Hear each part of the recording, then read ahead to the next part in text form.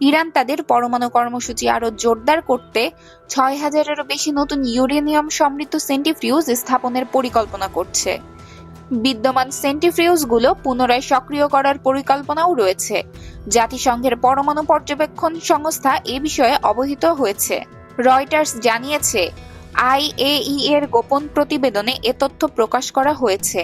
সম্প্রতি যুক্তরাষ্ট্র, Britain, France এবং জার্মানির সমর্থনে ইরানের বিরুদ্ধে একটি প্রস্তাব পাশ করা হয়। এর জবাবে ইরান তাদের ইউরেনিয়াম সমৃদ্ধকরণের মাত্রা বাড়ানোর ঘোষণা দেয়। এই পদক্ষেপে ইরান তার ইউরেনিয়াম উৎপাদন সক্ষমতা দ্রুত বাড়াতে পারবে। যদিও ইরান বরাবর দাবি করছে যে তাদের পারমাণবিক কর্মসূচি শান্তিপূর্ণ উদ্দেশ্যে, পশ্চিমা দেশগুলো সন্দেহ প্রকাশ করছে।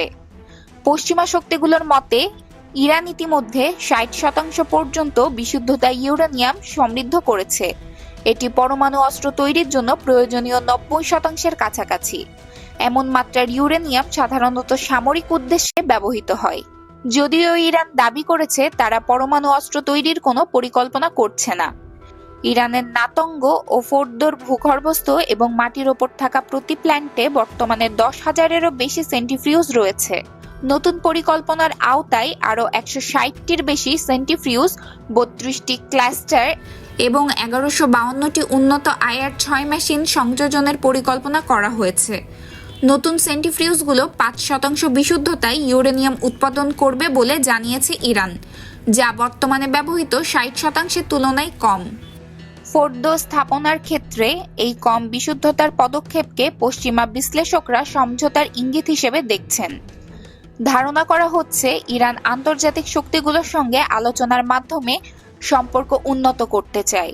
তবে বিশেষজ্ঞরা সতর্ক করেছেন যে ইরান ভবিষ্যতে সহজেই এই মাত্রা বাড়াতে পারে।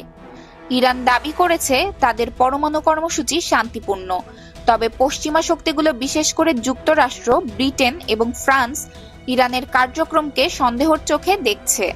তাদের মতে ইউরেনিয়ামের এই বিশুদ্ধতা সামরিক কাজে ব্যবহারের জন্য।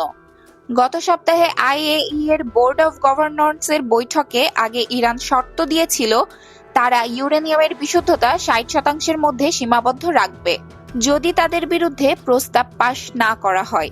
তবে পশ্চিমা দেশগুলো সেই শর্ত মানেননি।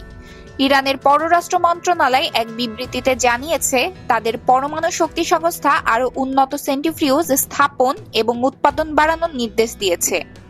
এটি তাদের জাতীয় স্বার্থ রক্ষার পাশাপাশি শান্তিপূর্ণ পারমাণবিক কর্মসূচির উন্নয়নের জন্য একটি প্রতিষেধকমূলক পদক্ষেপ হিসেবে ব্যাখ্যা করা হয়েছে।